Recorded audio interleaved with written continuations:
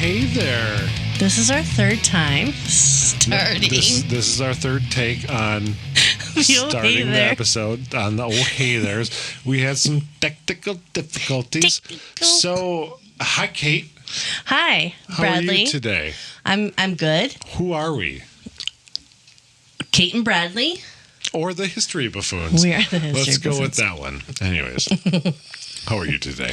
I'm doing well. We had a nice little thunderstorm come through, which is always pleasant. Yeah, that was short. It was very short. It was very short. I love thunderstorms. That's my sound machine at night. Yeah, it is. You've told me that. We had a storm come through yesterday too, and we got a bunch of hail. And for what, May?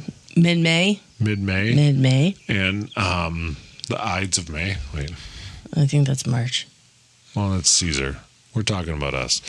Anyways, my kids were super excited because Sarah went out and grabbed a couple of I sent you the picture, the big chunks of hail. Hail, yeah. Literally, one was almost the size of a mandarin orange. What are they called? The cuties? The cuties, yes. Yep. So it's big. It was huge. Did any of your vehicles get damaged? Yeah. We got some dents. Row. So is what it is. Row. But anyways, I found a new dent on my car this morning. Another one? Yep. Come on, really? Yep. What is it? It looks like a more broad type of dent. Oh, really? Not a pinprick like my first one that I had earlier this month. Yeah, you found that someone literally opened their door into you? Yeah, it looked like someone put a pen on my door and then just stamped. That's what my first one looked like. This one was a lot more broad and this big, so it was kind of hard. You didn't really notice it except for the shadow effect, I guess. Sure. Either way. So, how was your week? It was really long. Oh my God. Oh my God. Oh my God. It was You're from so the Midwest. long. This is so long. Why was this week so long? I'm not sure. I feel like it's been a year since we've done this. I did get a new job. Congratulations. I'm so proud of you. Yes. It is at a chiropractic office. Yeah. I don't start. Yeah. I don't start until June.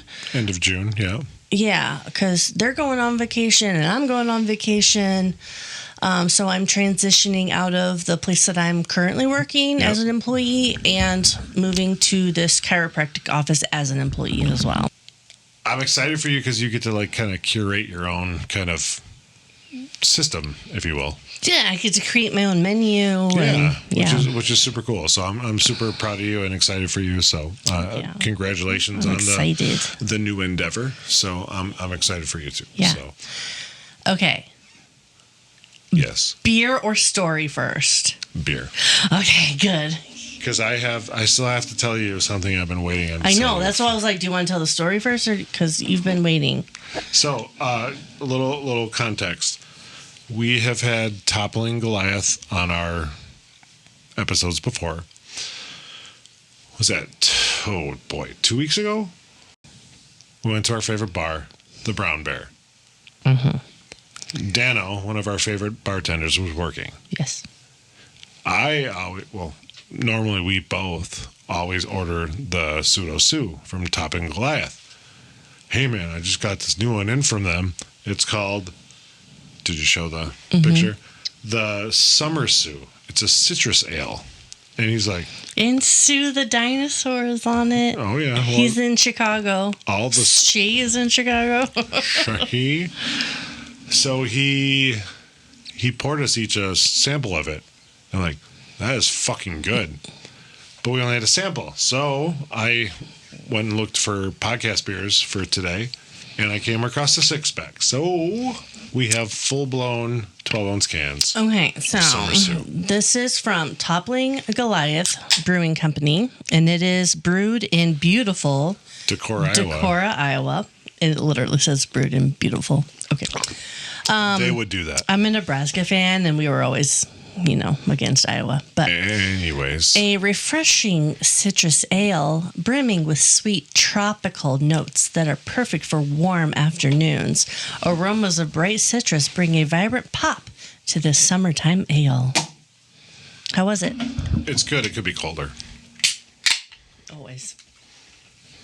I thought I had it pretty cold. I brought it up from where I live. I had ice on it. We put it in the fridge for a bit. I thought it'd be colder. It's good, though. It's because... So, obviously, anyone who's listened to us past the first 5 seconds knows we try beverages. Pseudo Sue is a very IPA beer. It's a pale ale. This is a citrus ale, so a little bit different. Again, this is literally the second time we've had this in our life, and we only had a sample for the first one. It's good. Quite different. It's really fucking good.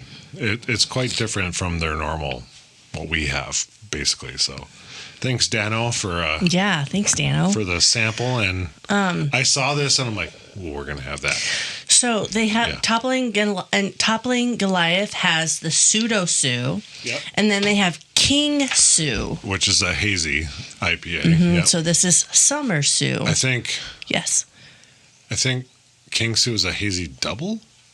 It is pretty strong. It is strong. I love that one so much. It's so good. But anyways. Oh, what's the ABV? 5.2 is all.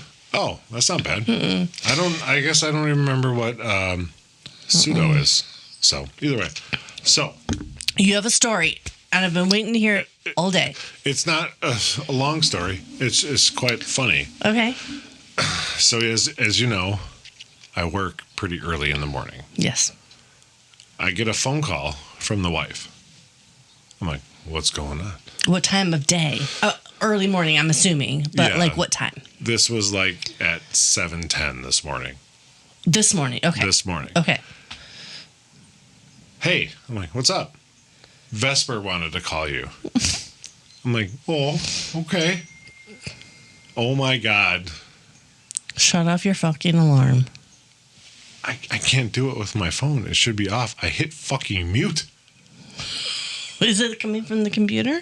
Yes. Technical difficulty. Oh, okay. That's good. That's good. Good. Yeah, that's good. Hey. Hey, girlfriend. Okay, here we go. Okay, yes. So Vesper wanted to talk to you. So Vesper wanted Mama to call me. And she goes, hey, Vesper wanted me to call you. I'm like, okay. Which is, again, she's 2 fucking years old. She's so cute. She's so cute. And it's funny because I'll try and talk to my son on the phone, who is nearly 7, a few months more, but nearly 7.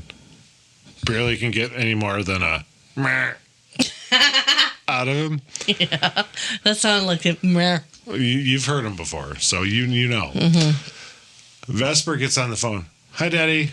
Like I can hear her, like it's like holy fuck. She's like in the room with me. It was amazing because I'm just so used to Xavier being like. Yeah, just kind of shy and he doesn't. I don't know how she's so comfortable on the phone because he's not at all. Which he doesn't use the phone a lot because. But neither does she. Neither does she. Anyways, so she goes, Dad, I peed on the potty. Aw. I'm like, oh, good job, sweetheart. I peed yellow. Yeah. I'm like, yeah, that's what it is. That's the right color. Yeah. And I'm like, good job, sweetheart. Yeah. And then I hear Sarah in the background. Tell Daddy what you got for your, because she gets a potty treat. Mm-hmm. What'd you get? I got a yellow M&M. All right. Awesome. That's so adorable. And then she's like, all right, let's get Daddy get back to work. I love you, Daddy. It was so cute. So. It was just super cute because she's 2. But I could understand her on the phone. She has my heart. Oh, she loves Auntie Kate. So I love Xavier too. I love your kid so much. But Vesper is she's my little buddy. She really is, and she loves you so much. Yeah. It's so funny because like she always asks, "Where's Auntie Kate?" And she always said, "Is she taking care of her kitties?" Yeah, I'm taking care of my kitties. So, for a brief context, a lot of times. Kate will come down and record an episode with me at my house, and obviously we do it at her place too. When she leaves, Vesper's like, "Where's Kate?" And like, well, she had to go home and take care of the kitties. So ever since I first said that, which was like a fucking Months year ago. ago, Yeah. probably. It's been a while. It's been a while. Whether it was a year, it doesn't matter. And so every time she asked, oh, well, she's at home. She had to take care of the kitties? Yep. That's what she's doing. No matter what you're doing, you're taking care of the kitties. Yep. That's so fucking cute. It's just so cute. I love it. She's such a sweetheart. Mm-hmm. So, and then, go ahead. Oh, I was going to say, and if you're tuning in for like the first time, at the very, very end of our episodes, we talk about social medias and stuff. Yep. The very, very, very, very, very end is Vesper. So she's the one who says, stop it. Stop it. And the funny thing is, I call her 2. She's going to be 3 in August. That video was recorded not too far after she was 1. Yeah. She talks a lot. Mm-hmm. I mean, it's great. I love it. I absolutely love it. Can't always understand her. We just got rid of her pacifier not that long ago. Thank God. That's been helpful. But holy fuck, she talks a lot. And she's been talking for a long time because, again, end of our episode, we do our little spiel, and it's stop it! It's Vesper, so it's so cute. She was talking to the dog because the dog was whining, and she's like, stop it! So she was emulating Daddy at the time. Because I miss my dog. I do. He passed away last September. Well, we put him down, whatever. But he was a good boy, but he also was the bane of my existence.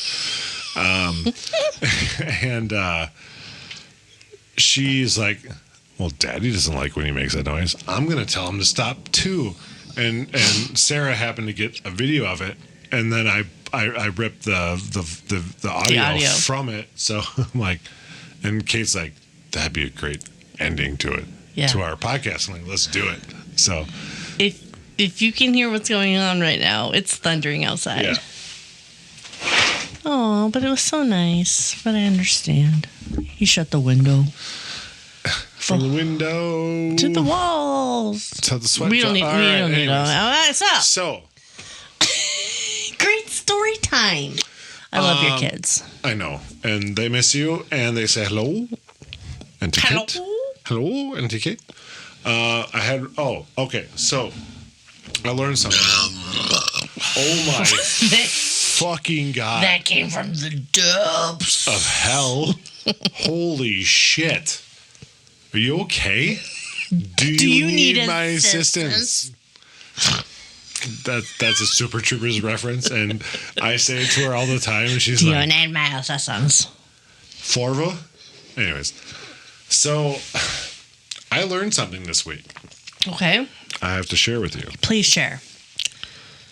You like the band, at least a song from the band, Toto. Africa. Yes. I love the song Africa. Do you want to know what I learned? Tell me. It makes absolute no sense. None. It came after that song. That song came out in 1982. Okay. In 1986. I was do you 1 know? year old. Potentially.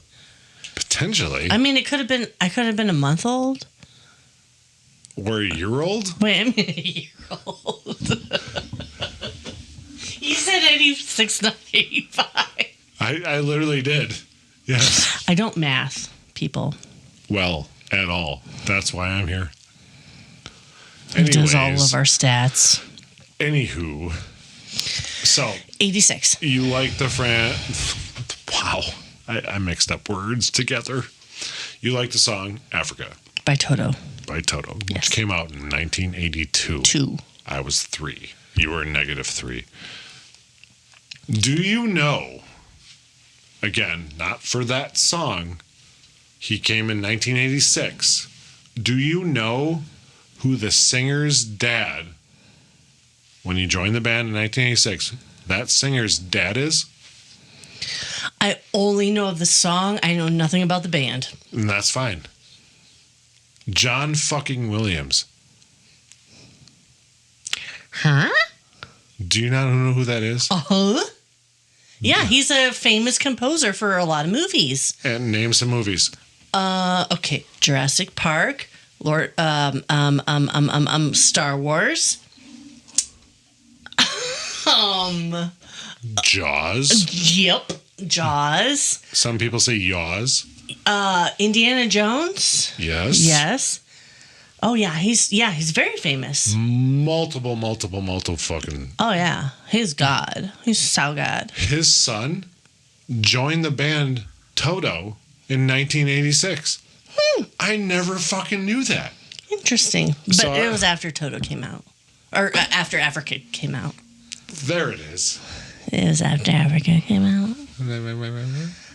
I don't know what got me into Africa, but it's chef's kiss. No, and that's fine. You can never do that again. That'd be fine. Kidding. I heard that and I'm like, are you fucking kidding me? So I looked into it because I knew you liked that song. Mm-hmm. And so then I looked. It's like he joined the band in 1986. I'm like, when did Africa come out? Because I know you like that song. Mm-hmm. It was after the fact. So I don't know. I honestly don't know who the original singer is. But I thought, I'm like, I have to share. I've been saving this for the podcast days to do this on the podcast. Just like, I mean, I just happened this morning with, I peed yellow. But he's been waiting all day to tell me. I've been waiting all day to tell Kate because it was super cute and gross. But either way, kids, 2 years. It's the bubbles, man. It's the bubbles. My bubbles. I guess I'm done. Anyways, I've been waiting for multiple days to tell Kate that I learned that's cool. That the singer of Toto from 1986, I believe, if I remember reading right, I don't remember exact years. Holy fuck! I'm so sorry. Are you though? Yeah. He was. I'm just giving you more ammo. Sorry. I won't talk anymore. So, do you got a question for me? No, tell me. From 1986, he was from 86 to I don't remember what year. I apologize. And then there was a gap, and then he rejoined the band or whatever it was. But I had no idea. That's literally John Williams' fucking kid. Yeah, that's so cool. Who is an amazing composer for huge fucking movies. Huge hits. I mean, Star Wars alone. Oh, man, he's going to be missed when he passes away because he's on the older side. I think he's early 90s even, if I'm not mistaken. I could so be great. wrong, but he's so amazing. He's so talented. I like Hans Zimmerman, too. I love me some Hans Zimmerman. He's fucking great. And then there's one other composer that's really great in movies, and I'm drawing a blank. Unfortunately, but it's funny because I mentioned a previous coworker to you earlier, and she's a big fan of the composer I'm trying to think of. Oh no! Oh my God! What the fuck is his name now? It's irritating me. I can't think of it. I'd look on my phone, but it's recording me. It's okay.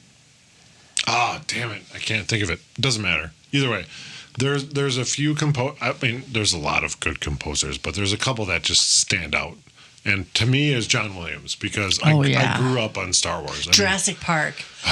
So good. So amazing. Was it Hans Zimmer that did Pirates of the Caribbean? Might have been. Zimmerman? Might have been. Hans Zimmerman? That might have been. Did he also do Van Helsing?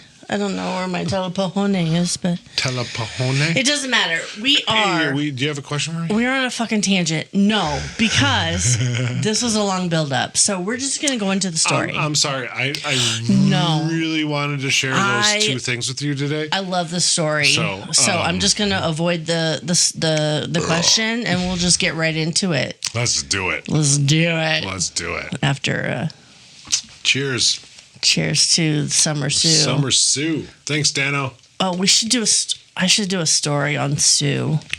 That'd be great. Let's go down to the Field Museum in Chicago. I think it's the Field Museum. They have the that's where it is. They have Sue. dinosaur. No, well, because obviously this is Summer Sue. If you have a pseudo Sue, it says in association with or Awesome. or whatever. It says Field Museum on the can for a pseudo Sue. Oh, this one does too. Oh, there it is. Yeah. Field Museum. Look at that. I didn't turn. Look at that. I didn't turn the can far enough. Actually, Sue's origin story. Not origin story. Sue's discovery story is actually pretty significant. Yeah, it's huge. Yeah, there's a documentary, I believe, on Netflix at one point. I don't know if it's still there. Okay. Dinosaur 21 or Dinosaur and then a number. I don't recall. This is just off my case memory. So it's all wrong. Potentially. No. Anyway, not potentially. It's a great documentary if you can find it. Yeah. Dinosaur and then a number. Dinosaur number. I think it's called Dinosaur number. Hashtag. We used to call that a pound sign. We sure did. Fucking We sure did. We're old. Oh, remember those analog phones. Anyway, okay. Do you remember rotary phones? Yes. I loved going to my grandma's apartment and she had a rotary phone. I'm like, I got to dial my mom. Anyway. So, you don't have a question for me? No. Let's get into it. 1770. That's a long time ago. 1770. I was 4. 14-year-old Oh, shit. Marie Antoinette Oh, let him eat cake. of Austria Yeah, shows up at Versailles sure fucking does. to marry the future Louis XVI. Fucking ain't right. She was bright-eyed. Bushy-tailed? Absolutely. You've heard that She was before, right? Is that an idiom? Bright-eyed and bushy-tailed? Yeah. Yeah. We should remember that. I won't. It's funny, the last episode, you're like, write all these down. I'm like, yep. Haven't done it yet. Nope. Still, Maybe somebody out there will email us be like, these are the 3 that you mentioned.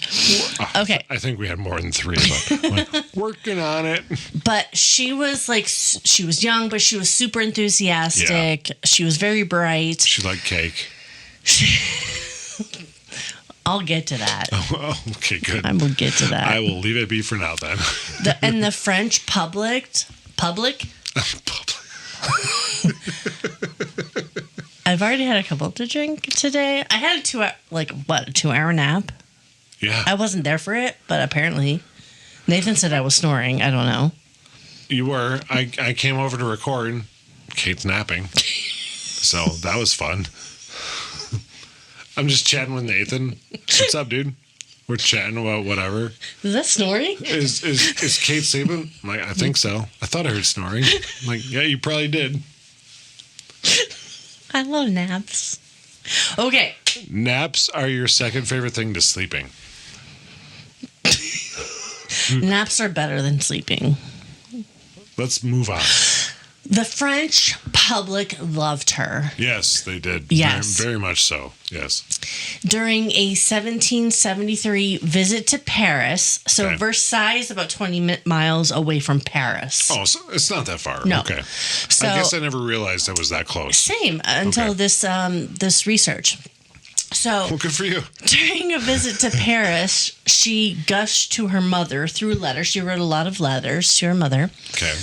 She said, quote, "The poor people, despite their taxes, So poor. were transported with joy at seeing us. AKA, I'm so happy you saw me." That's how I took that. I'm so happy you got to see me. You're better for seeing me. Yeah, that's how I. Yeah. Wow. Is that really how she thought? No.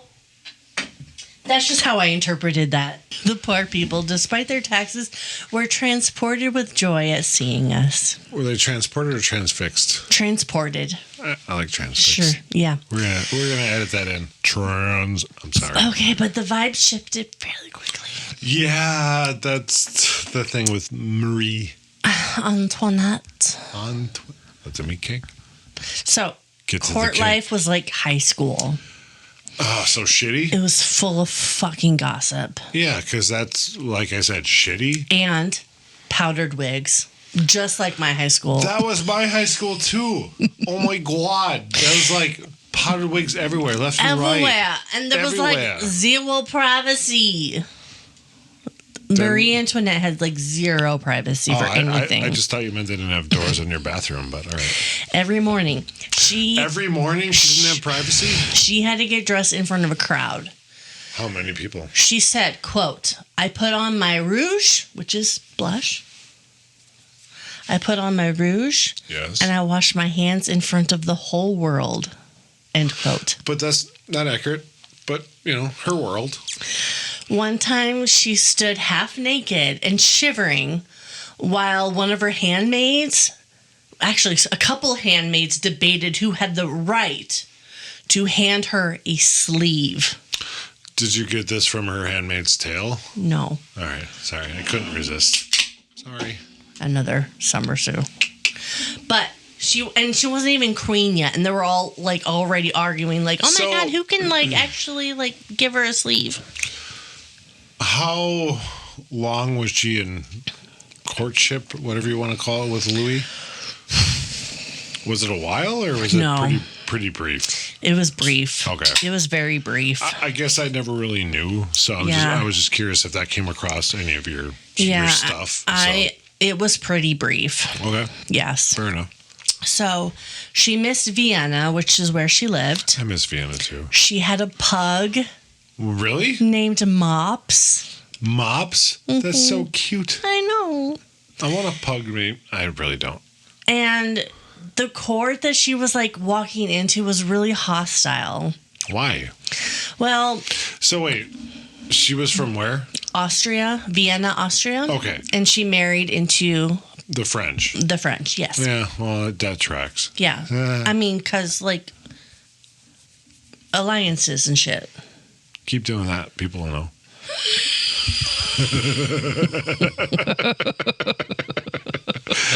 I'm sorry. I am in a goofy fucking mood, so I am probably going to say dumb shit. Well, your daughter's pee was yellow, so what? I'm just kidding. Okay, so... Her pee was yellow. Daddy, I peed in the potty. It was yellow. So, okay, Louis XV's mistress was named Madame du Barry. Madame du Barry. And she had the king's ear on everything. Not even the wife did, but the mistresses always had the king's ear because they're like they're betting the king, right? So, well, yeah, because they're in a vulnerable position and they are able to like persuade the king on lots of stuff. Well, that's why, because the king was probably betting them and not the queen. So. Mm-hmm. Typically. And Madame du Barry was not exactly warm to Marie Antoinette. I've seen Man in Iron Mask. What's that about? I've seen it a long time ago. Do you remember who's in it? Leonardo DiCaprio. Sorry, am I drooling? Could you get a fucking towel? Holy shit. I'm going to have to clean our microphones after this one. Anyways, continue. Okay. Madame I was du Barry. joking around, but clearly she was not. She would call Marie Antoinette the Austrian, like it was some kind of slur. Isn't it funny that it's like, thanks for noticing my heritage, but you're using it as a slur? It's yes, she was. Fuck you. They did not get along. Okay, so. You don't say. Marie Antoinette's mother, Empress Maria Theresa. Teresa? Mm-hmm. Okay. What was was she empress of? She was a Habsburg. Was she really? She was. No shit. Yes. Okay. She had very Catholic views, and she raised Marie to see royal mistresses like Madame du Barry as immoral parasites. Well, yeah, because a bug to be squished, if you will. She was basically having her look out for herself because these people are gonna pop up because that was the lifestyle for them. Mm-hmm. And she's like, no, you're the queen or whatever. At that point, these are, like you said, parasites. Yes, and Marie refused to speak to her. To her mom? No, to Madame du Barry, the mistress. Oh, she refused to speak to her. Yes. Yeah. I'm sorry. Yep. The court was buzzing. Du Barry was furious. Louis XV was amused. Blah, blah, blah, blah. But eventually... How'd that go? I'm using that as a short. That too. But to avoid an incident in public, Marie Antoinette finally went up to Madame du Barry and said, painfully awkwardly, Let them eat cake. there are a lot of people at Versailles today. And that calmed shit down? AKA, nice weather we're having, right? Yeah. That's what that felt like. No, for sure. Nice weather we're having. There's a lot of people that was at the Versailles, olive branch. There's a lot of people at Versailles today. And that worked? It was an olive branch. That's all that matters. I fucking hate olives. Yeah. And their branches. But hovering over Maria and Louis XV, the king, and Madame du Barry and blah, blah, blah, blah, blah. Empress Maria Theresa, okay? She is the only female ruler of the Habsburg dominions. Marie? Yes. Okay. No. Her mother. Oh, her mother. Her mother. Okay. Maria Theresa. There's a lot of Marias. So many. Yeah. Maria Theresa is the female ruler of the Habsburg Gotcha. dominions. She ruled for over 20 years. Holy shit, really? Yes. Wow. She was mom to 15 or 16, depending on the resources. Can you say that way again? She was mom to 15 or 16 children. 15 or 16. There it is. So, some research I read. Holy shit, that's a lot of so many fucking kids. Some research I read said that Marie Antoinette was the last child. Oh, really? So number 16 would be Marie. But they also called her number 15. How come? Did you see anything? Because then they've also called her the second to last child. Which would make sense if she was 15, but... Yeah, so she's either 15 or 16. So, yeah, so it's unclear. Unclear, okay. Unclear, and I didn't care enough to, like, deep dive. I can tell by your body language. Yeah, okay. But, and Maria Theresa, the Empress of the Habsburg, she was also a big believer in tough love. Tough love? Yes. Okay. She once described Marie Antoinette as... a super douche? quote, the most beautiful and the least clever of my children. Wow. What a douchey mom. Seriously? Yes. And actually, it's true. Marie Antoinette was not a very bright... she's bright, but she wasn't the smartest child. Okay. But she did really, really well in the arts. She was a great singer. She played the harp. She danced. But as far as history, mathematics, arithmetic, whatever you want to call it. Okay, so you know I'm very good at math. I know, I'm really bad at it. I'm so glad you're better. It kind of just brought me down a peg by saying how bad you are, because maybe I'm not that good. You know I'm very good at math. Yeah. I play the drums, which... You use both sides of the brain. Thank God I got those back finally. But it's what am I going here? It's funny because for her to say that about her daughter, it's she's not very talented. She's beautiful but not smart. Right. And I'm not smart or beautiful, but it's I can do these things. It's it'd be shooting me down for saying, well, you can't do those. I'm oh, yeah, I can. Mm-hmm. It's just funny that, obviously different times, because what year are we talking about again? 1770. Yeah. Give or take, right? Yeah. It's my daughter's stupid. Yeah. That's basically what you said. Basically. It's why in God's name would you say that about your fucking daughter? It doesn't matter if you think it. Look at the time frame. Why would you say that? You really don't have to say that out loud. Just keep it to yourself. Just literally like special. You know what I mean? So Maria Theresa, the mother, she micromanaged Marie Antoinette by mail. By mail? Oh yeah, lots of letters. So where did Teresa live? She lived in Austria. And Antoinette was in France at this time. Mm-hmm. Okay, I gotcha. Okay. So she said, by mail, be dignified, be serious, be pregnant. So she was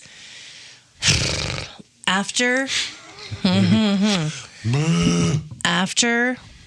Louis and Marie got married in France. They didn't consummate their marriage for 7 minutes? Years. 7 years. So they didn't touch each other for 7 years. Did they not find each other attractive? You know why? Because he was literally 15 when she was 14. Oh, I did not know that they were that young. They were young. Okay. Yeah. That makes more sense. So Louis was also really shy. Sure. He was awkward. And so was this more of an arranged marriage? It was an arranged marriage for the Habsburgs. Oh, I never knew that. Mm-hmm. Well, that makes more. So they didn't really, well, lack of a better term, fuck until they were. He was what, 22? She was 21? And she was 21. Yeah. Oh, wow. I never knew that. He also potentially had a medical issue, which made sex really uncomfortable for him. And what was that? I was trying to formulate it in my brain, but I'm like, I'm just going to ask. I don't think I wrote it down, but there is a word for it. But it's basically meaning that when he has sex, it's actually pretty painful. Really? Yeah. Philism or something. Philsm. Philism. Something like that. I believe in you. But Maria described him as kind. Sure. But clumsy. Okay. And their chemistry was a lot more friendly than steamy. So they were more or less. It was an arranged marriage, more or less friends than partners. Yeah, like he fell asleep on their wedding night. She was anticipating like being bedded essentially. Right. And she was like, "So how are you?" And he was like, never mind. But eventually, yes. Maria's older brother, there's 16 children, potentially 15 or 16 children. Maria's brother. So many fucking oh my god. So many fucking children. Holy shit. Brother Emperor Joseph II. What was he the emperor of? The Habsburgs. Is that a location now? Instead of a person or Look into it. I didn't look into it. I love the fact. No, I think he's emperor of Rome. Can you hold on a second? I love the fact that in the majority of our episodes, I ask you a question and you're like, what the fuck, Brad? That was a what the fuck, Brad? Lee? You're like, don't ask me that question. Please don't you fucking ask me that question. I'm talking about Marie Antoinette, not Joseph II. But cake! He had to come to Versailles. Yeah, he did. Wait, what? He had to come to Versailles and lecture to Louis and Marie like the world's most awkward sex ed teacher. And who did this again? Her brother. Yeah. Her brother came to Versailles and was like, okay, guys, here's what's up. That's like if my brother Corey would be like, hey, man, got to talk to you about some sex. Yeah. Super fucking awkward. How about you don't do that? Joseph joked that their marriage was like 2 polite porcupines.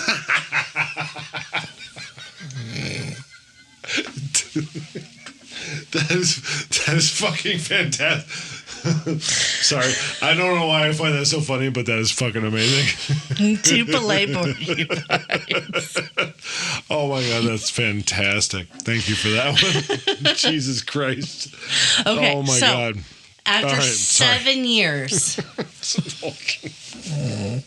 After 7 years. Yeah. And potentially a medical intervention on Louis' part. Do tell. It might have... This is like really specific, but it might have been a foreskin issue. Tell me about it. I really don't. But so 7 years and perhaps a medical intervention. Yeah, right. They finally consummated their relationship. Well, fucking twine. Yeah. They had cake then too, right? But they eventually had 4 kids. Oh, did they really? Yeah, they really did. 17th, 18th, 19th, 20th? I don't know. Anyways. But Louis, to his credit, he never ever took a mistress, and he genuinely adored Marie Antoinette. Not according to Man in Iron Mask, but all right. But wait, that was differently. The court never stopped gossiping. Because, 7 years of not consummating, of course, there was gossip. Well, and surrounded by tea. Kate likes tea. So, back then, though. The beverage. The beverage. I mean, I like gossip, too, but whatever. I thought I was pretty clear on what I said, but all right. Appreciate you clearing that up. But back then, though, that's what you had. That was like your television. It's like, you know what? I can't scroll on YouTube. No, that's your television. I can't watch the court Netflix. Is television. Yeah. Literally, that's what it was. So it's like, that was their entertainment. Social fucking media, which is the bane of our existence. Back then. So it's like, they're like, oh, he didn't better yet. 2 years later, he didn't better yet. Let's keep talking some shit. So yeah, that's gonna happen. And you know how that rumor got spread was because not by her legs. Because her bed never had quote unquote blood in it. Do we know for a fact she was a virgin going into this? Yeah. Okay. Yeah. So like every time the bed maids would come in and change the sheets, etc., they would notice that nothing ever happened. That was a huge way that they knew, because typically when royalty or whatever, or even a royal married whoever, they would consummate their marriage and there would be blood because they were supposed to be a virgin, and that was a big thing back then. Obviously, times have changed, but. Yeah, no, that makes sense, because if there was no blood, it's like... Didn't happen. Clearly they didn't fuck yet. Yeah. And they would change their bedding. Yeah. Clearly they didn't fuck yet. They'd change their bedding. So yeah, same thing. Yeah, I get that, because it was just sign of the times. Yeah. Yeah. So Louis XV died in 1774. Okay. And Marie became queen at 19 years old. So did she marry the 16th then? She did. Which was his brother? Grandson. Louis XV's grandson. I actually meant to look up what happened to Louis XV's father, but I forgot. But the grandfather is Louis XV. The grandson is Louis XVI. Can you do me a favor? Was that not part of your research? Can you say it out loud? Say it better. It wasn't part of my research. Thank you. Actually, so you meant it to be, but it wasn't. My friend Sam. Yeah. So we talk over Messenger. Yeah. But if I text her. Yeah. That's just for me to remind myself of something. You do that with me. Yeah. So, but I didn't want to send it to you because I didn't want to give it away. Which I don't want either. Yes. So, yeah. So I texted her Louis' father. But did I look into it? Nope. So you did it, but then you're like, this is where this dies. It dies on this hill. I don't care. Fuck, Brad's going to ask me. Shit. So Nathan and I also talk over Messenger, but then he'll text me random measurements. I'm like, what the fuck is he doing? Just funny. He has literally told me, and I've been in his presence when he's done it. You guys mainly talk over Messenger. When he's like, this is 9 3/4. Text Kate. This is how I remember. Because I'm like, yeah, I got it. It's pretty funny but he's literally shown me that. So and for funny. you and I, we always text. But we over Messenger. We'll send idioms to remember or random other shit. So it's funny how we each all have our thing to try and remember shit. My cheeks hurt from smiling. And you want to know the funny thing? What? We always forget. Yeah, like in this case. Especially okay, Kate. so Louis the 15th No. died. Don't gloss over this. Especially Kate. Louis number whatever died. Number 15th. He died in 1774. Yeah. Maria became Miss you 15. Maria became queen at 19 years old, okay? Is this when she ate cake? I'm kidding. Keep going. Madame du Barry, the mistress of Louis XV, yes. She was banished. Well, are you surprised, though? It's like, you've been banging my husband? Get the fuck out of here. I'm queen now, motherfucker. But queens really didn't have any real power. Not back then. Which is funny because, like, even in the 1700s when, we'll air quote this, more progressive, still nothing. I mean, it was all about the king still. Yes, and the heirs. They just got lucky. Smile and produce heirs. La. That is a fucking short in the making. Basically, for them, it was a benefit of where they were. Who they were with, I should say, not where they were. They had no fucking power, but yet they had power. But as soon as Louis was gone, oh fuck, what do I do? Mm-hmm. And the mistress you're talking about? Even Marie. Oh. She had no power. She had power, but she had literally no power. Not unless the king listened to her. Correct. Yeah. And so it's wild that back then it was so segregated in terms of hierarchy. I'm sorry, what? Segregated? Segregated? Yeah. Oh, he's a segregated. You always make fun of me and my pronunciations. I'm allowed. I am going to repeat that segregated. In the recording. I said segregated. Segregated. Sorry. Okay. So, Marie... Huh? What? Yep. What? Exactly. What? What'd you do? What'd you do? What'd you do? I said, look at that shirt.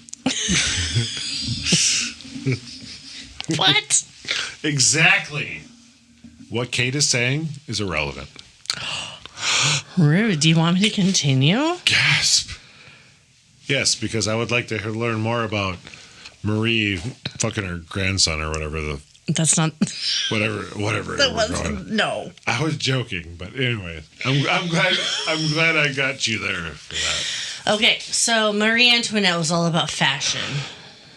Yeah, she wore elaborate gowns and so when whatever. she was in Austria, she was very minimalistic. Literally, when she crossed the river into France, they stripped her. Poof. Yeah, they literally stripped her, put her in French garb, and then brought her to Louis for the first time. Oh, really? Immediate. Not the 15th. The future Louis XVI, her future husband.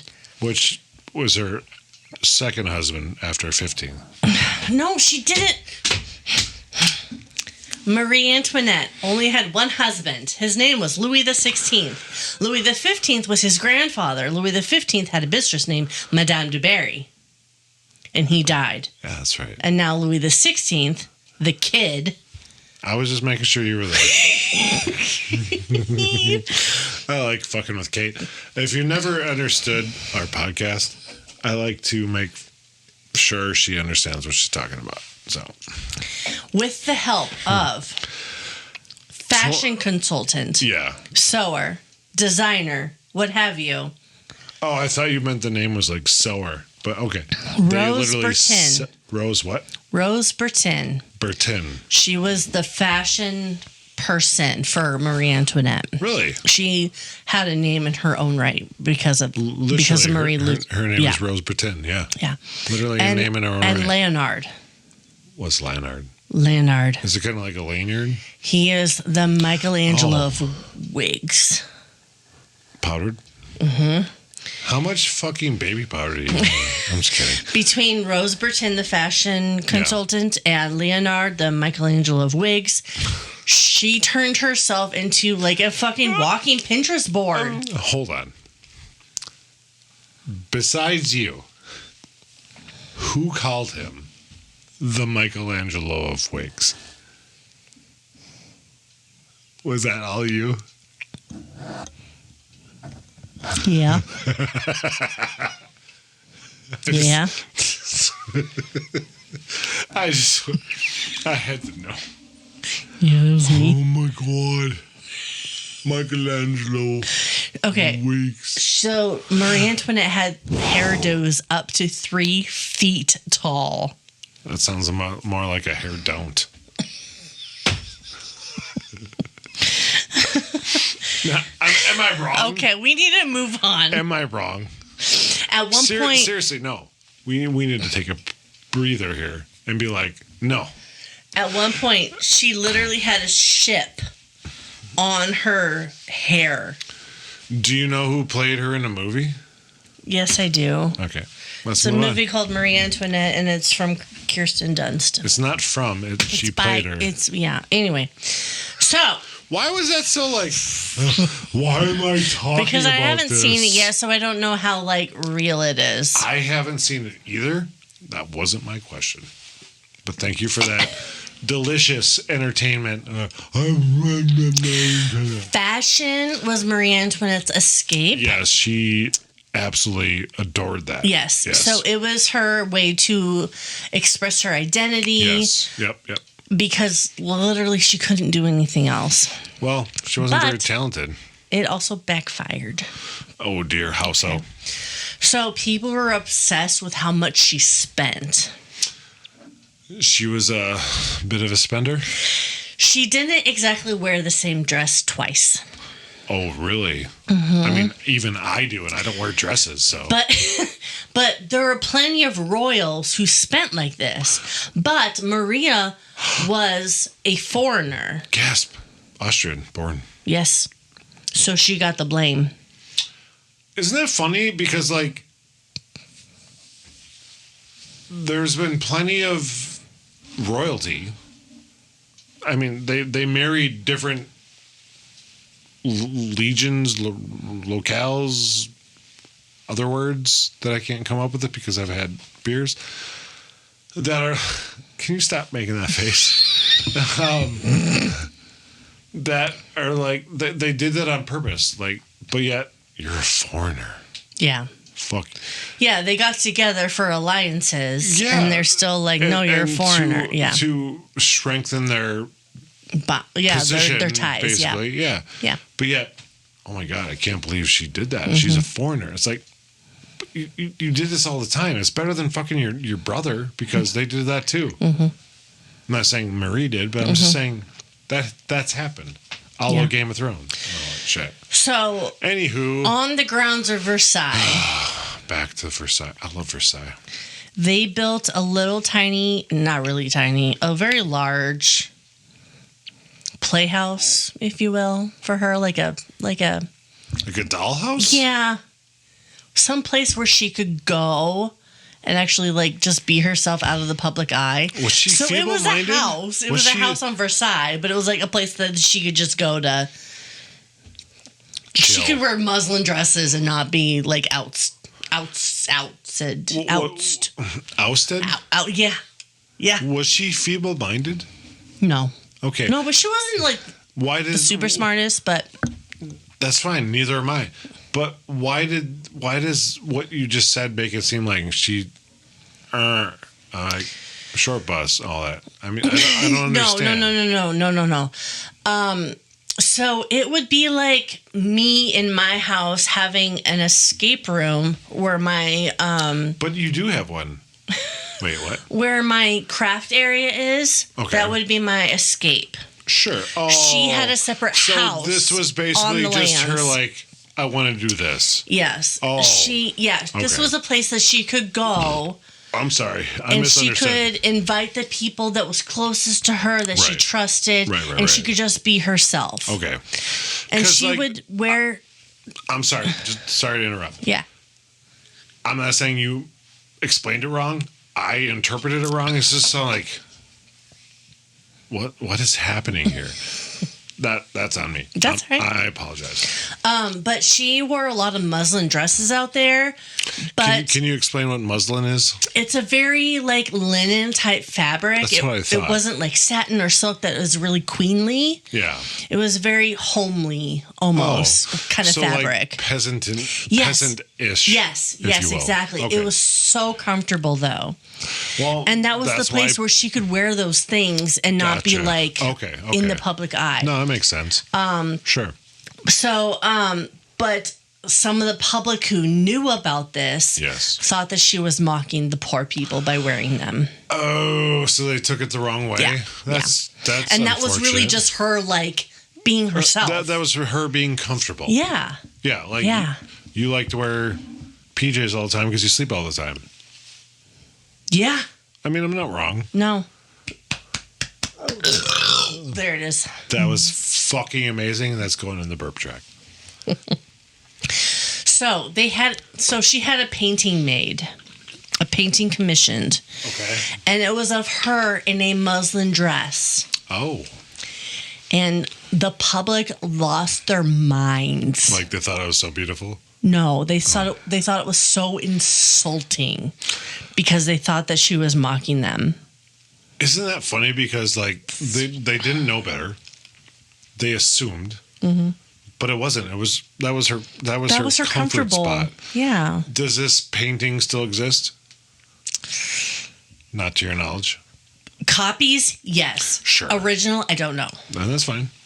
But yeah, I will. We'll post a photo. Yeah, if we can find that, let's put that in the episode. Yeah. But. So people lost their mind. They say, "Oh, she's in her underwear." Blah blah blah blah blah. So she pulled the painting and recommissioned a new painting of her in like fucking France garb or whatever. Yeah. But she was trying to look relatable, but she looked tone deaf essentially. I hate being tone deaf. But okay, so. Above all these extravagance. Can you say the first one again? Above all this extravagance. France? Yes. Not doing so well. Not so much. Well, no. This is because, like... Okay, I'll let you go on before I say anything. There was an economic meltdown in France. Yeah, this is... the revolution. France was broke. Yep. They helped the American colonies win their revolution. Correct. Thanks, Ben Franklin. The national debt. He went over. Yeah. Yeah. Before lightning and shit. Yeah. Phyllis Wheatley went over there too when she met Ben Franklin. Remember Phyllis Wheatley, that episode? The poet. Can you not ever do that again? Yes. 1788. I'd like to say, you didn't whistle. You did. That's not a whistle. Anyways, that's a callback to the previous episode. Anyways, continue. France was broke because of the American Revolution. Thank you, France. And the national debt exploded. And in 1788, over half of France's income was going to pay interest. Yes. Okay. Welcome to a la American life. Food prices skyrocketed, and in 1788 and 89, a loaf of bread... I'm sorry, are you talking about today or back then? Because holy fuck. A loaf of bread costs up to 90% of a worker's daily wages. Holy shit. Really? Let them eat cake. I mean, I want cake. Okay, the quote from Marie Antoinette, let them eat cake. Isn't that from when she was beheaded? No. No? It was all false. Really? That saying, let them eat cake, was written in documents over a decade before she was even queen. Seriously? Seriously. It was all false. She never said, let them eat cake. I feel betrayed by this world. Yep. Because they sold me as that she always said that. And that I hate this world more even now than I did 5 minutes ago. Yeah. Isn't that crazy? No, this world sucks. I wanted to eat cake all because of Marie, and now I can't because the world lied to me. So the queen. Fuck. She's got feathers. She's got diamonds. She's got private chateaus to do her cosplay or whatever. Cosplay? They called her Madame Deficit. Because she caused so much deficit? Because she spent so much money. They called her Madame Deficit. I stand by what I said, but yeah. Okay. So in this... In the 1780s, there was like a mini ice age. There was a lot of hailstorms, a lot of droughts that hurt a lot of crops. In 1788, there was a wheat harvest that was like one of the worst harvests in decades. I've heard that, yeah. And it caused a massive famine and then the riots over bread. Yep. Peasants were furious because the courts were having parties and the public were starving. Yeah.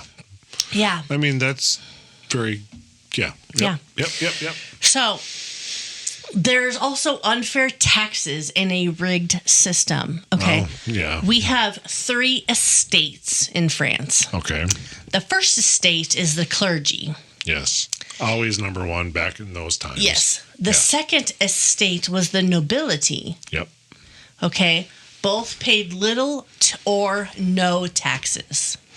Typically, yes. The third estate was everybody else. So you've got the peasants and the merchants and the artisans, and they paid for everything. Yeah. People wanted reform, but the nobles and the monarchy dragged their heels. Okay? Yep. Louis XVI was indecisive. He was bookish. He was terrible at public relations. He was shy. He didn't even bet his fucking wife. Marie Antoinette's influence was exaggerated, but the rumor mill painted her as a scheming foreigner from Austria who wore diamonds while France burned. Now, who does that sound like? Wore diamonds while France burned. I know you've got it in that brain. Oh my God. Nero. Yeah. Yes. Go. Emperor Nero. Yes, tell me more. Well, he watched his Rome burn. City burn while he played his lyre. Lyre. Yeah. So I heard that's false. Yes. Now that we've done that episode, I've heard that was actually. But it kind of that reminds me of Emperor Nero, and they said that he played the lyre while Rome burned. But he also was the architect of that, where she was not. No. So, either way. So, again, around the time of Let Them Eat Cake, she never fucking said those words. We don't know where it came from. It came from me. I really want cake tonight. Okay. Or molasses cookies. Ooh. Anyways. Molasses cookies with frosting on top. So good. I have to pee. All right, let's take a break and go. And we're back. Thank you for letting me pee. Hello. Okay, so yes. 1775, there's a grain shortage. A grain shortage? Yes. Okay. Marie Antoinette expressed concern for the poor by writing to her mother, quote, "It is quite certain that in seeing the people who treat us so well despite their own misfortune, we are more obliged than ever to work hard for their happiness." End quote. She's a compassionate woman. I mean, it sounds that way. Yeah, and she was liked at a point. Oh, for sure. Yeah. But she was really drowned out by the sensational rumors spreading through cafes and marketplaces about her and her husband, and then her extravagant spending. And there was even pornographic cartoons coming out in pamphlets over her. Yeah. Wow. And they even portrayed her as a saying, a word. It's a pun meaning the Austrian woman, but also bitch at the same time. Oh. And it's called Never knew that. L'Autrichienne. Really? L'Autrichienne. Yes. I The never knew Austrian that. bitch, essentially. The Austrian bitch. Yeah. Wow. Yeah. Okay. I never heard that before. It was basically a woman who seduced and sent France into ruin. See, that's really harsh because she didn't do that. They blamed her, but it wasn't just on her. She was absolutely a scapegoat. I got some more beers after I peed. Yeah. Cheers, Okay. Cheers. Cheers to you. Yes, cheers. Okay. Yeah. So, there were also philosophers at this time. You will probably recognize their names. I'm sure. Voltaire and Rousseau. Yeah. There were others, but these are the prominent ones you've heard of. Those are the main ones. They were writing that the monarchy, they wrote about the monarchy, they wrote about religion, they wrote about inequality into like fucking bestsellers at the time. Bestsellers. Wow. They had these new ideas about equality, democracy, the rights of man. Yeah. And the right to burp. yes. But people started asking, why do we have kings again? That was one of the biggest things about the French Revolution, right? It was like, yes. We need to stop this. And they're like, no, fuck this guy. And like Queen Louis XVI, he was just so like Dumb. demure, just like very simple. Let's go with that word. Simple. Your word was better than mine. In 1789, Yeah. Louis XVI called the Estates General for the first time in 175 years Holy fuck. to deal with this crisis. Okay. He opened a Pandora's box. That's an idiom. I know. It's on the list. France was broke. You have it on the list? Yeah. Great. Look at Wonderful. Look at me go. France was broke. Yes. Like maxed out credit cards broke. Okay. Is this when D'Artagnan comes in? Who? What? Who? Anyways. D'Artagnan? Come on. You don't know who D'Artagnan is? I've never heard of that. Three Musketeers? Never seen it. You've seen Man in the Iron Mask. Like when it first came out in like, what, 1992? Or 8, but whatever. It's not my fault. You literally don't know who D'Artagnan is? Mm-mm. Moving on. What are we even doing here? Louis XVI tried cutting spending. Yes. He fired finance ministers who said things like, maybe we should tax like the nobles. He's like, fuck that. And Louis XVI was like, nah, how about you're fired? How about you fired? Wow. So in desperation, he called the Estates General a meeting of representatives from 3 estates of French society. Okay. So like prominent estates, basically? So the first estate was the clergy. Yeah. Which was less than 1% of the population with tax exemptions. Well, of course. The second estate was the nobility. Yeah. Which is about 1.5% of the public. Sure. Which is also very anti-tax. Well, of course they are. Third, they wanted to make money without spending money, basically. Third estate is literally everybody else. Correct. Okay. They are 98% of France. Yeah. Here's the kicker. 3 estates. Oh, dear. Each estate got 1 vote. Oh, come on. Really? That's how that works? What does that mean? Not good. It means the third estate, the public, the peasants were constantly outvoted. Of course. 2-1. Yeah, of every course. time. Because the other 2 are always going to vote in favor of the king. Because in favor of the king. No matter what the peasants, whatever you want to call them, I don't like that. We're going to vote the other way. Like, doesn't matter. Doesn't matter. Because the other 2 are always going to vote in favor of the king. I mean, the third estate, they played nice. They showed up. 100%. They made their speeches. Yep. But they were only 1 vote. Yep. Despite being 98% of the population. Yep. Meanwhile, the rich and the religious kept voting as a block to protect their tax-free lives. That is so sad. So the third estate was like, not so much. We're done. We're good. We're fucking done. We need a change. Fuck your cake. On June 17th, 1789, they declared themselves the National Assembly. Oh, really? Mm-hmm. Okay. Meaning, we represent France, not the crown, not the nobles, not Father fucking whomever in the front row. We are France. Don't you kind of wish they went, we represent the Lollipop Guild, the Lollipop Guild, the Lollipop Guild. Okay, so literally, this statement, we are the National Assembly, it is a direct political challenge to King Louis XVI's authority. Right. Okay? Respect my fucking authority. Even a few members of the First and Second Estates even defected and joined the National Assembly. Yes. Holy shit. That had to be a loss. Yeah. For him. On June 20th, the National Assembly showed up at a meeting in a meeting hall. Okay. And it happened to be at Versailles. There's just a big meeting hall at Versailles, and that's where they showed up. Yeah. Their doors were locked. Oh, dear. Louis XVI, in a move that screamed, quote, "I am not handling this well," tried to stop them by shutting the building down for repairs. Yeah, that's not going to bode well. So you know what the National Assembly did? They walked down the street. They found a tennis court.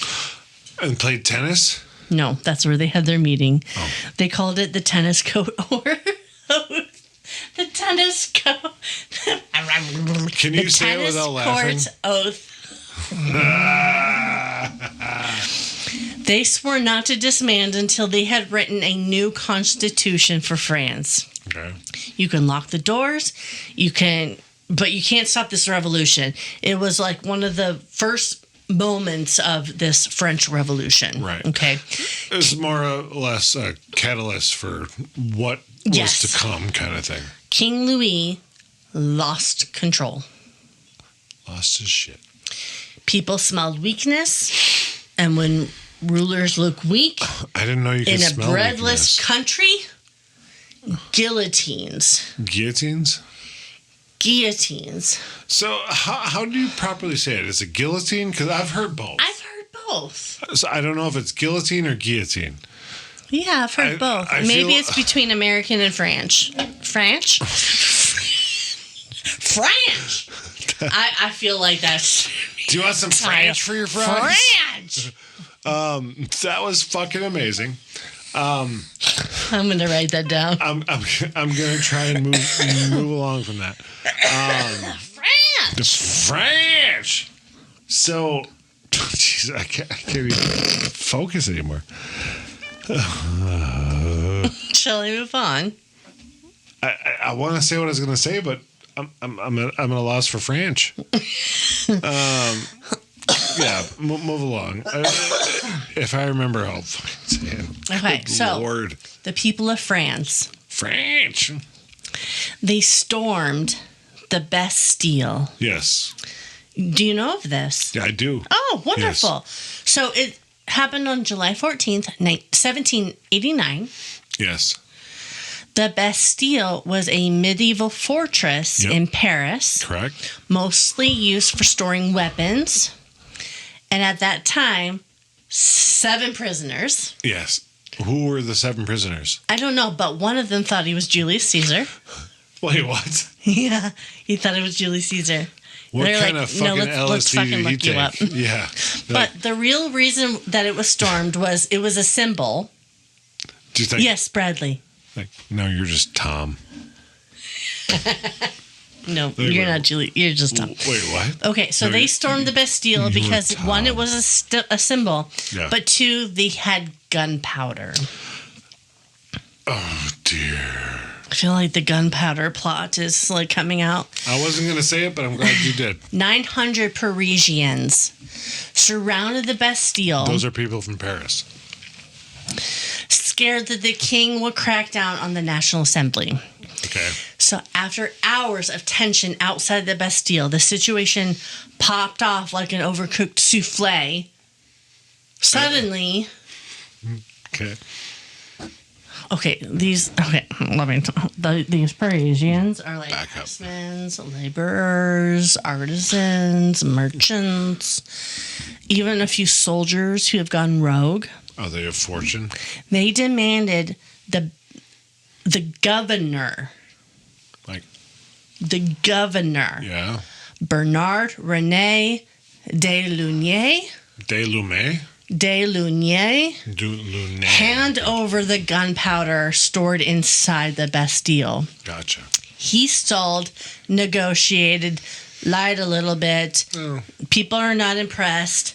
Someone dragged him out of the Bastille. Oh, shit. Someone fired a shot. Really? To this day, no one knows who. But once that really? happened, the game is on. The attackers... So shit hit the fan, basically. That's another idiom. Shit hit the fan. These merchants had cannons, which they had stolen earlier in the morning. After a few hours of shooting and chaos and losing around 100 revolutionaries... Holy shit. The defenders, mostly retired soldiers and a few Swiss guards, were completely overwhelmed, and Governor de Lunier realized he was out of options and surrendered. I mean, he probably thought, we're good, until shit hit the fan, and he's like, I think I'm going over my head here. De Lunier thought that he would be arrested, maybe exiled, but no. Well, I mean, religion. He was being marched towards City Hall. Oh, shit. The people yelling. Okay. Someone stabbed him. Seriously? And then another person stabbed him. And then a third person cut off his head. And then someone put it on a spike. Well, that was and common. Then it was paraded around Paris like a party favor. That was common practice back then. I know. Was to put a head on a pike. I know. I mean, them were the days. I remember them well. Yes. That's fucked up. That's was wild. Like the first major victim of like mob violence in the revolutionary, in the revolution. The modern. And it was the start of the like revolution's head on the spike type of aesthetic. Yeah, yeah. So the storming of the Bastille became a big flashy message to the monarchy, as in, we're fucking done. Even though the building had minimalistic strategic value, it was just a symbol. Yeah. The revolution kicked into overdrive. And to this day, July 14th is France's national holiday. They consider that their Independence Day? I think so, yeah. For lack of a better word? Yeah. Okay. Yeah. Gotcha. So we're only halfway through. That's how much we've been talking in between. Are you fucking serious? No. Holy shit. To give you context, I have 14 pages. And what are we on? 7. Oh my God. I thought we had less than that. We need to go get our pizza because they close at 9 and they're going to call us. So we need to take a breather.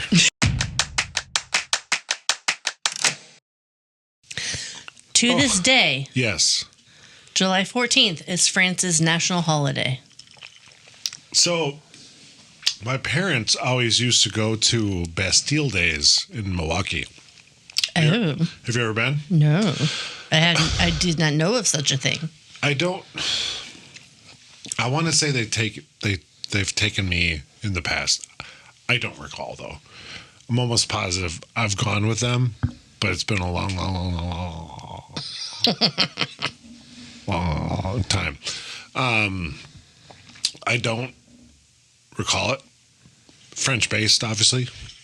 Hence, so you think it is about this? It sounds similar-ish. Yeah.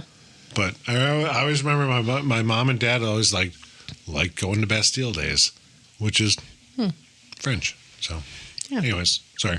So, then, yes, On October 5th and 6th in 1789. October 5th and 6th. Okay. There was a rumor that was spread that the royal family was hoarding grain. They were keeping it from the peasant folk? Oh, shit. And Marie Antoinette was still throwing parties at this time. Yeah, they're not going to be favorable to that. A crowd of mostly working-class women had had enough. I'm sure. And on the morning of October 5th, thousands of women armed with kitchen knives. Oh, shit. Spikes. And potentially pitchforks. We're going to go there. And torches? They marched the 12 miles through the rain from Paris to Versailles. I thought it was 20. My bad. It's 12. I'm going to hold it against you for the rest of your life, but it's probably. Okay. Yeah, so it's 12 miles from Paris to Versailles. What do you mean probably? Some men joined. Yeah. They brought cannons. It was miserable, but they were motivated. I mean, can you blame them? They stormed into the palace grounds. They demanded bread. Okay. And constitutional monarchy. Oh, shit. All right. That seems drastic. That the king come back to Paris, the 12 miles. Okay. And see what the hell is happening under his quote-unquote control. His tutelage? Yeah. Like, let's see what's actually happening underneath your rule. I'm going to go with it doesn't bode well. I mean, I know what happens to him, but it's not going to bode well. The mob broke into the palace. Yeah. Killed a couple of guards. Oh, dear. And tried to reach Marie Antoinette in her bedroom. They killed D'Artagnan? What? Nothing. Huh? D'Artagnan? Huh? Three Musketeers? Come on, you know the Three Musketeers. I've never seen it, never read it, never have done anything about it, but we're talking about Marie Antoinette here. Are you confused? No, I was literally talking about French shit with you in accordance to this fucking episode, but I feel like the one who's confused is, carry on. She barely escaped into another room with the help of her guards. Yeah. In one of the more famous moments, she actually stepped out onto the balcony, completely exposed to everybody below her, and the mob was like screaming for her head. And instead of panicking, she stared them all down. Like individually, like? Yeah, individually. That's right. And then Louis XVI gave in. He agreed to move the royal family to Paris. Okay. Specifically to Louis' palace. To Louis' palace. Hold on. Let me move my family. Louis' palace. Let me move my family to another palace. Hold, please. Mm-hmm. It sounds terrible. Essentially, it was like a fancy prison with curtains. No. Yeah, I mean, I'm sure he didn't think that way, but ultimately it looks that way, yes. The marchers made him ride back with them. Okay. Along with a wagon. A wagon of flour, which they found in Versailles, a.k.a. they were hoarding a little bit. Well, okay. No shit. I mean, it's the king. He's going to get more than the peasants. Yes. So, of course, he's going to hoard some shit because he wants to get fed. For sure. More than he wants his subjects to get fed. His what? Subjects is what I said. Anywho, yeah. In June 1791... That's a good year. King Louis XVI and Marie Antoinette tried to flee Paris with their kids and a few loyal servants. Yes, Bradley. What are the kids' names? They each have like 4 or 5 names long. Okay. I'm not going to go into it. Do you have them? No. Okay, so that's... But their goal is to make it to the border, link up with royalist troops, and rally support to take back control of the country. Okay. But it went terribly. The royal family had been basically under house arrest in the palace since the Women's March, And Louis had reluctantly accepted the constitutional monarchy, but he was not on board with this whole power to the people thing. Well, and that's the whole thing. This is the whole French Revolution, which is huge. I mean, very pivotal in history, really, because it overthrew the monarchy, put in a democracy, basically, and he was the last one, and they ate cake. Marie was secretly writing to her relatives in Austria, begging for military help. Yeah, like, and hey. She and Louis believed that once they reached safety, they could, like, overturn the revolution. Yeah, they were, what we would say, 100% wrong. So the plan... Yeah. Mission ridiculous. They decided to go into disguise by dressing as commoners. Okay. And Louis pretended to be a servant and the queen a governess. Maria brought a lot of luggage because, of course, she did. Well, I feel like that would give away secret. Not only that, but they used a giant royal coach. Why? To travel. You're trying to be incognito. Mm-hmm. Why would you do that? They made it about 150 miles northeast of Paris. That's actually pretty impressive. And they were recognized by a postmaster who happened to know that Louis' face is on a fucking coin. Dude, you look like the guy on this coin that I have. He's like... Dude, this is like your profile, man. That's you, man. Yeah. Can I get your autograph? Yeah. So autograph? The public felt super betrayed. Can you blame them? Yeah. I mean, they're in the middle of a fucking revolution, and he's like, "Nah, man, I'm ain't gonna go." Guy. The trust in the monarchy collapsed. It became clear that Louis wasn't just incompetent; he was now pretty much an enemy of the people. So, from this point forward, calls to abolish the monarchy altogether grew a lot louder. Yep. It was a major turning point in the revolution. Yeah. And by summer 1792, things started spiraling. Okay. The royal family was imprisoned at the palace under tight guard. Yep. The people were furious about them leaving the palace and trying to Well, right. Yeah. Yeah, it was a bad luck. Trying to escape it, basically. Yeah. Yep. Madame Antoinette was nicknamed Madame Deficit, and it turned into Madame Veto. Okay. And everyone suspected that she was secretly colluding with Austria to crush the revolution. I hate colluding. But she was. Well, yeah. She was. They weren't wrong. No, they weren't wrong. Yeah. France had declared war on Austria and Prussia. Oh, dear. In April 1792, and it was going terribly. Yeah. Hungry, angry citizens, outside threats, suspicion that the king was a traitor, all equaled boom revolution. Boom, boom, boom, boom, boom. It was already going on, but it's like, fuck yeah.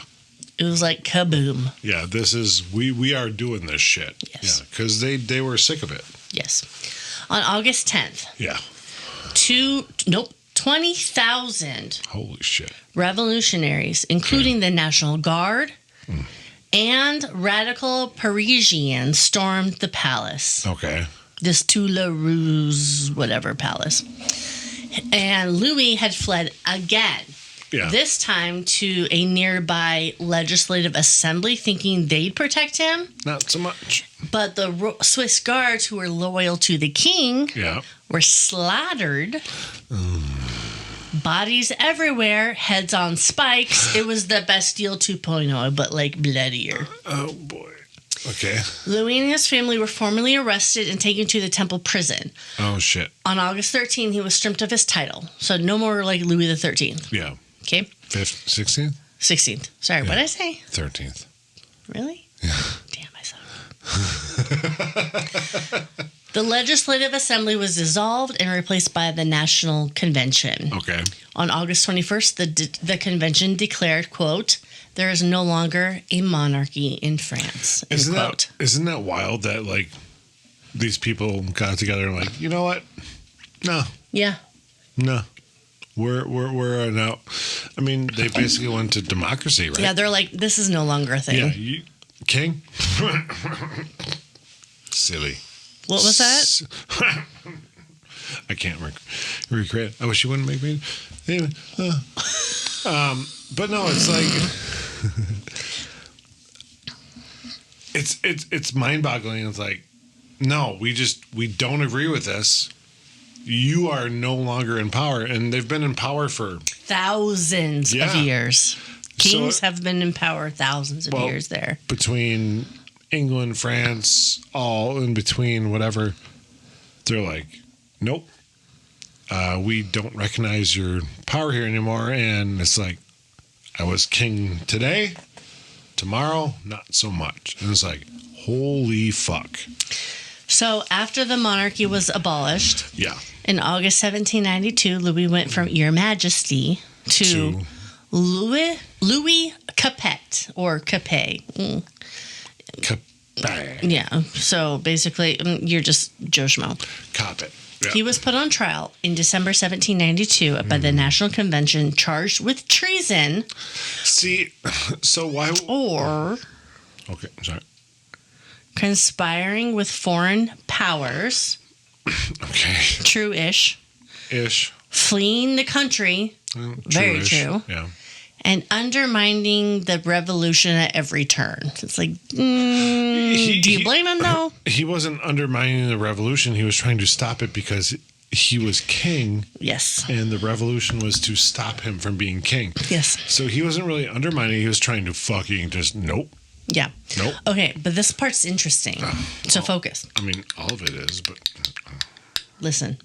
The National Convention had 749 deputies. 749. A simple majority was needed to pass any resolution. Oh, 100%. So the threshold for a binding decision like executing a king, yes, half of that would be, of 749, would be 375 if you round up. 375. Because it's not an even number. Yeah. Yep. Votes are needed. Okay. Yes. Here's a twist. Oh. Not everybody voted in every single aspect of this vote. So it was okay.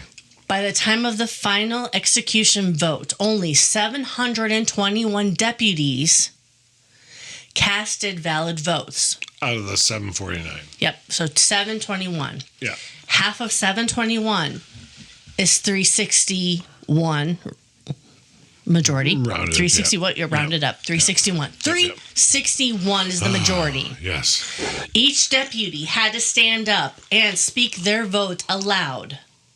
The vote to execute Louis XVI, 361. Oh, shit. One vote was between life and death. That's amazing. One vote. Really? Wow. And he's like, oh, shit. Did I make it? Mm-hmm. Wow. That's wild. Yeah. Okay. Marie's downfall took a little bit longer. Yeah. But it still happened. She was now known as the Widow Capet. Thrown into a dank cell, alone, watched constantly. Her health deteriorated. Apparently, her hair turned white. Oh, really? Yeah. Like, it wasn't that far difference in time frame. What color was her hair? It was blonde. It was kind of a darker blonde. Okay. He was a little bit lighter blonde. So, like Kirsten Dunst. She was too blonde for it. Well, I mean, but she was blonde. She was. Anyways. And her children were taken from her. Her trial began on October 14th, 1793. Her charges were treason, incest. Which I feel, okay, I mean, go back to Henry VIII and all that stuff. Different country, obviously, but I feel like they just throw this shit on there. Oh, yeah. They said incest with her own son. Do you want to tell the folks what you're drinking? Gin and tonic. I'm feeling supersonic. You could have it all. But how much do you want it? Of course, she didn't actually partake in incest. No. No. They just made that shit up to shock the public. Shock the public, pile charges on, whatever you want to call it. But fuck. That's just like Anne Boleyn fucking her brother. Mm-hmm. So, Marie's verdict, guilty. Yeah. Sentence, death by guillotine. Guillotine, whatever. Guillotine. I like guillotine. Let's go with Gil. Her final moment on October 16th, she wrote a farewell letter to her sister-in-law, which was never delivered. Oh. She dressed in a plain white gown. Okay. White was the color of royal mourning at that time in France. Gotcha. Okay. So it was kind of like a subtle jab. But she rode to her execution in an open cart. Okay. Louis got a carriage. Well, pansy. She stood tall, poised, pale, thin, but whatever. But whatever. She climbed the scaffold and accidentally stepped on the executioner's foot and famously said, quote, "Pardon me, sir, I did not do it on purpose," end quote. At 12:15, the blade fell. The crowd cheered, and the monarchy was officially dead and buried. Yeah. Louis died conflicted, confused, and probably still thinking that something could have been worked out. Yeah, but like, what did I do wrong, man? And Maria died defiant, elegant, and tragically misunderstood. So I heard the whole let them eat cake thing was actually a myth. You did hear that? Yeah. Yeah. Is that true? Yeah, it's a myth. Yeah. It was written in the books years prior to her ever being queen. Right. So why was that like a thing? I don't know how it happened. No? Okay. Mm-mm. But that's the story of Marie Antoinette. It's crazy because I mean, what a time! You think you're going to be like, I'm Queen of France and all that shit and whatever, and they're like, yeah, we don't want a king and a queen anymore. So you're gonna have to go and I think by that means we're gonna kill you. Yeah. And I'm gonna go by Kate's words, by a guillotine. Guillotine. I like guillotine. But you know what I mean? It's like, wait, what? How did you like the summer suit? Did you like it? I did. It could have been a bit colder, personally. That's our bad, but yeah, that was our bad. No, but the drink is good. I like it. So Dano, did we mention this earlier? He gave us that sample. It was fucking delicious.